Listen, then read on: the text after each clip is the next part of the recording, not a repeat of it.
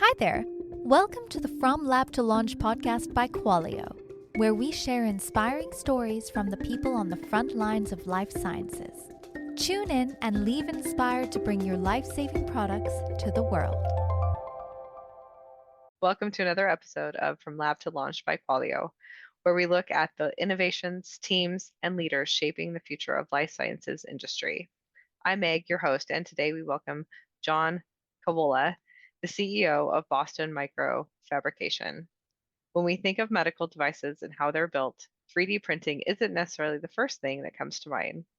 But Boston Micro Fabrication is at the cutting edge of an exciting development in how life-saving devices are prototyped and created.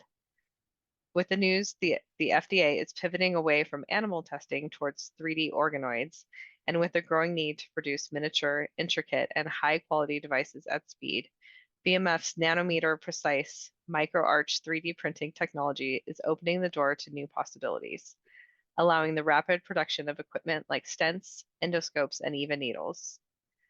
A BMF-built catheter recently featured in Nature.com's scientific report, delivering 183x higher drug concentration for liver cancer treatment that would otherwise have not been possible. We're thrilled to talk to the CEO of BMF about their exciting work today. John, thanks so much for joining us today. Yeah, great to be here. Thank you, Meg. Thanks, John. You've been leading BMF for almost 6 years now, as well as being a board director for multiple manufacturing and materials companies. Why are manufacturing companies that might have customers in a range of industries so important for modern life sciences specifically?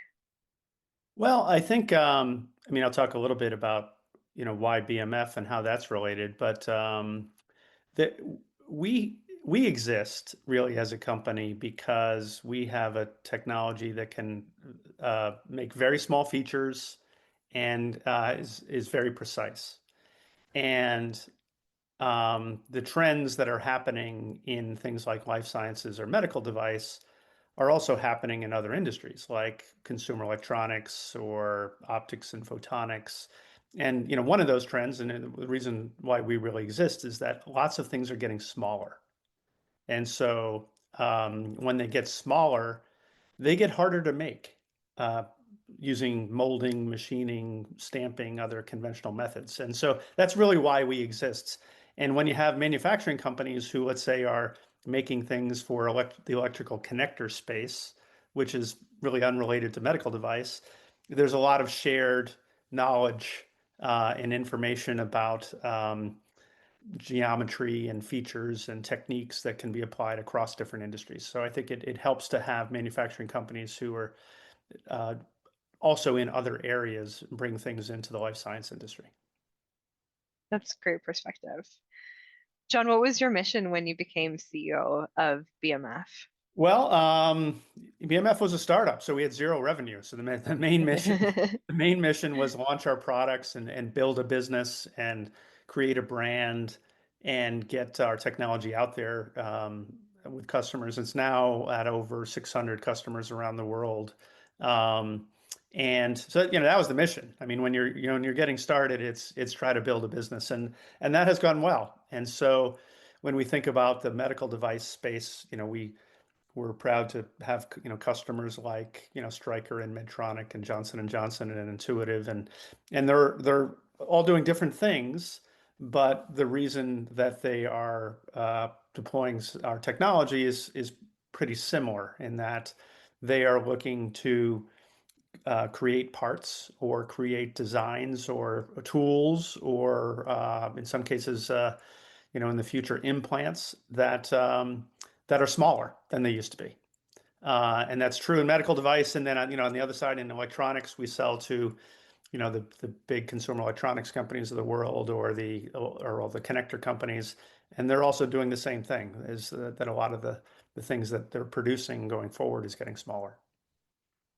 Things getting smaller. It's like thinking of our cell phones getting smaller and then getting bigger Yeah, again. well, But that's, yeah. actually, I think the smallest cell phone that was commercially out there was maybe 10 years ago. I think the world has Yeah. figured out this is the size, right? But Yeah. there's so much more stuff in this cell phone Hmm. every year. So more, and a lot of the drive around size has to do with basic physics. So when you don't really need to understand the frequencies here, but you hear about 5G and 6G, and Yeah. so the physics of when things move, those frequencies go higher. It actually just means the antenna has to get smaller. And so if the antenna gets smaller, then you have to figure out a way to make the antenna smaller, or the packaging around it, or the fixtures to make it, or whatever that might be. It's a great perspective. Any nuggets or insights of your journey from becoming a startup to a customer base of 600 globally, that you want to share with our listeners who are looking to achieve the same mission as you? Yeah, I mean, it's I don't know if there's any insight or magic. I mean, it's hopefully when you're starting a company, you have an idea or a product that you have a level of confidence that customers will buy it. I mean, we'll call that product market fit. Um, and especially if it's a hardware product. We have primarily hardware. Software is maybe a little bit easier to develop with just a few people and a small amount of money. But when you have hardware product, it takes some time and effort and money. So I think the advice I give a lot of emerging companies is to be really focused on product market fit, and the way you do that is just by talking to as many people as you can, potential customers, and really listening to them. And the challenge sometimes is you might get a false positive. If everybody says it's a bad idea, it's probably a bad idea, right? But but what happens a lot of time with early stage companies is you'll show something to people and they'll say, "Oh, that looks awesome," right? We'd love that, but you didn't ask them for money. Um, Hmm. they didn't want to hurt your feelings. Um, if they have some interest in it, they want you to keep working on it. So you just hope you come out the other end when you're ready with a product to sell to the market, that there's people willing to pay for it.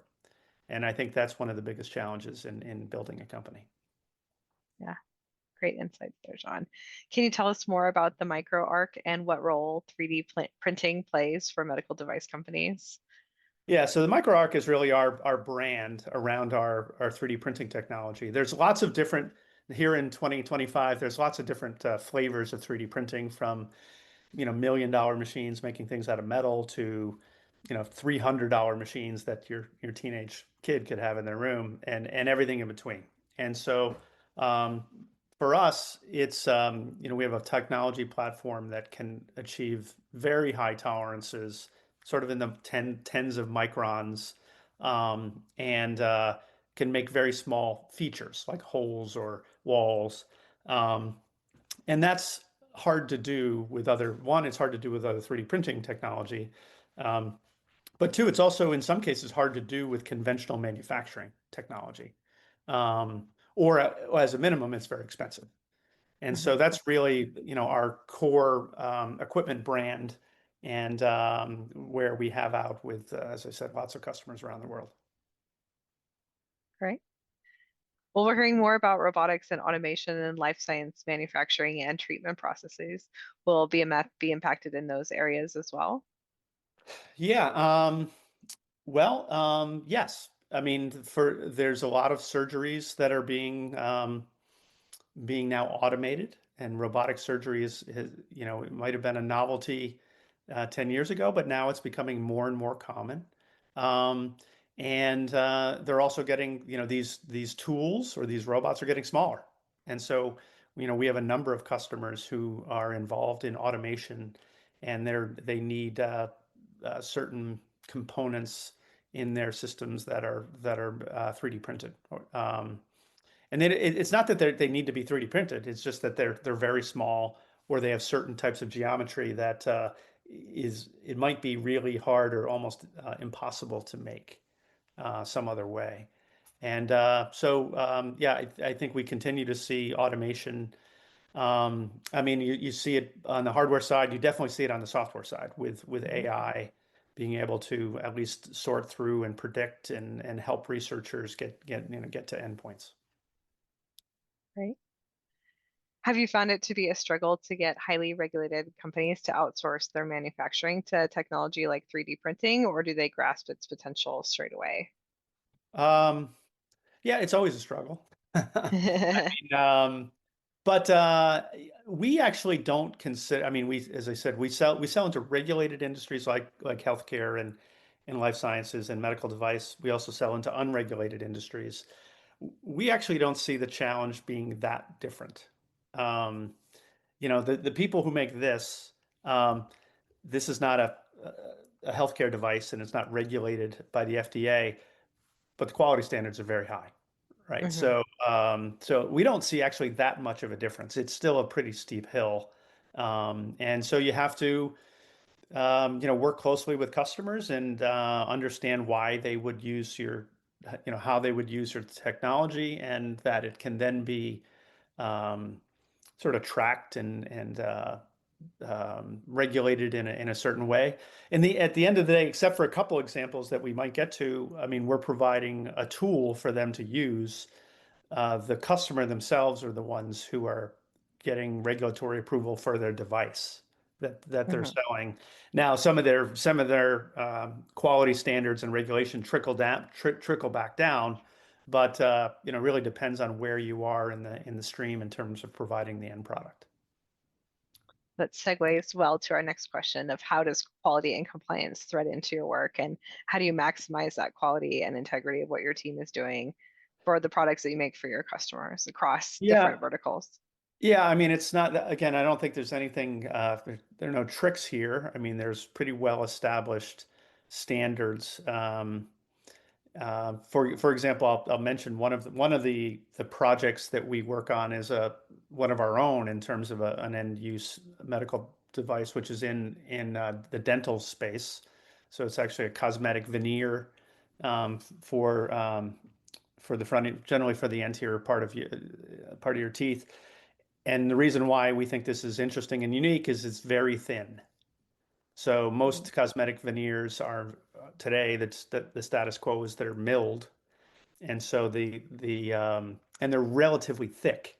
So it means the status quo today is you go to the dentist and they grind your teeth down, and that's almost the single biggest reason people don't get veneers, because Yeah. that's not pleasant. The doctor doesn't want to do it. You're removing good enamel. It's not reversible. And so in this case, we're offering a product called Ultra Veneer, which is very thin, and therefore it really precludes the need to grind your teeth. But that product, we needed to get the FDA to approve the material.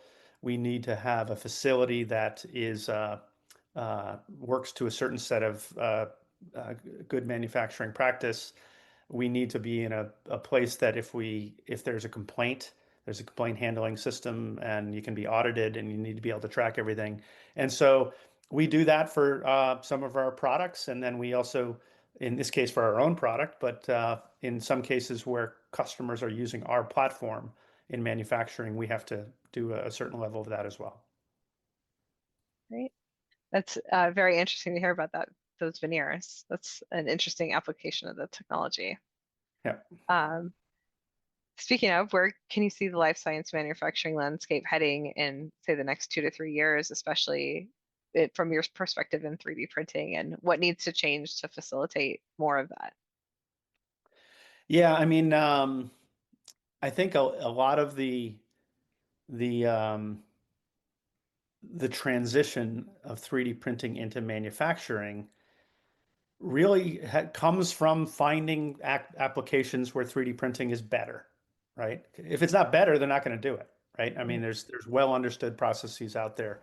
So if 3D printing can really offer a better alternative, um, and better means it could multiple things. One, it could be a certain design or performance or size. In our case, is often relevant that you can't achieve any other way, or its cost. Um, 3D printing is uniquely good at doing very small volume. Uh, and in some ways, dental has very much adopted 3D printing. We have our own little niche with ultra veneer, but The whole aligner business exists because of 3D Mm, printing.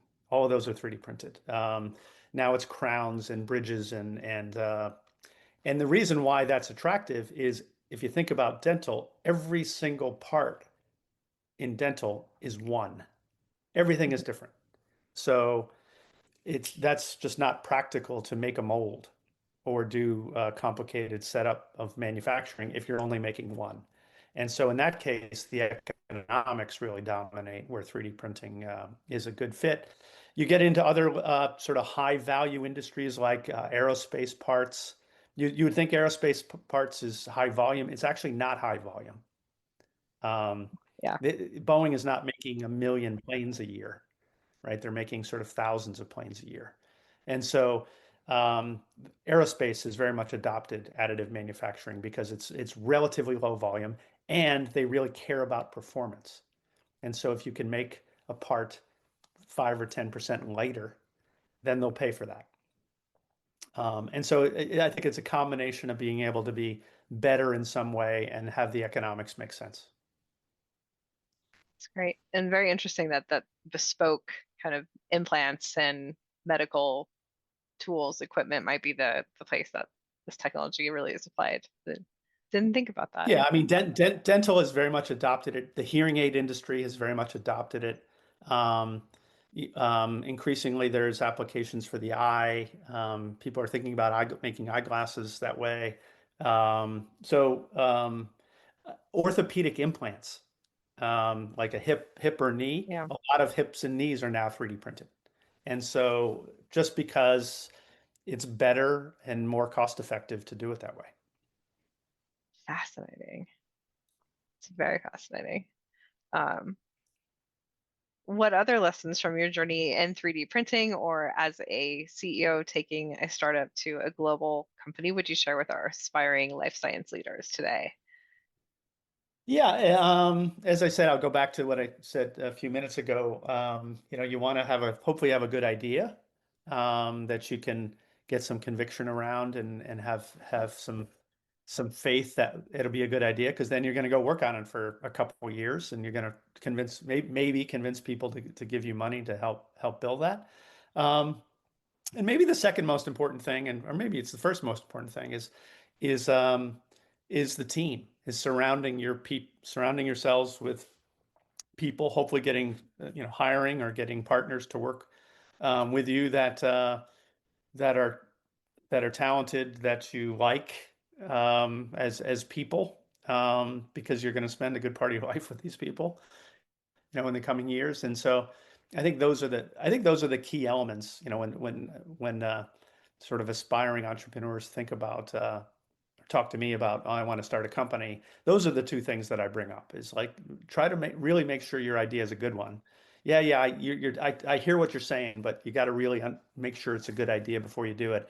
And then find a couple, one or two co-founders or first employees that you think you can really work well with. Yeah, it's great advice. And our last question, John, that I like to sneak in for all of our guests is if we run into at a bookstore or at your local library, in what section would we find you? Um, I like bookstores and libraries. I do read a lot. Mainly history, I would say. Both nonfiction and historical fiction of how the world has evolved and can we learn anything from that? That's usually the things I like to read. Great. Well, thanks for sharing, John. Where can we go to find more about you and connect to follow along with BMF's journey? Yeah, so our website is bmf3d.com, and there's all sorts of interesting examples. You can go to our website and see pictures of different, get a sense for what different people are doing with our technology. And There's lots of content and case studies, and a lot of those are either medical device or life sciences examples.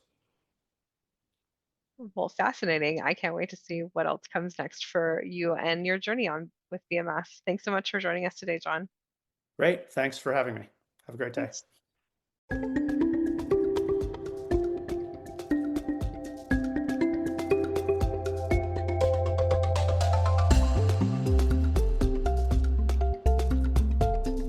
you for listening to this week's episode of From Lab to Launch, brought to you by Qualio. If you like what you've heard, please subscribe and give the show a positive review. It really helps us out. For more information about Qualio, our guest today, or to be a guest on a future episode, please refer to the show notes. Until next time.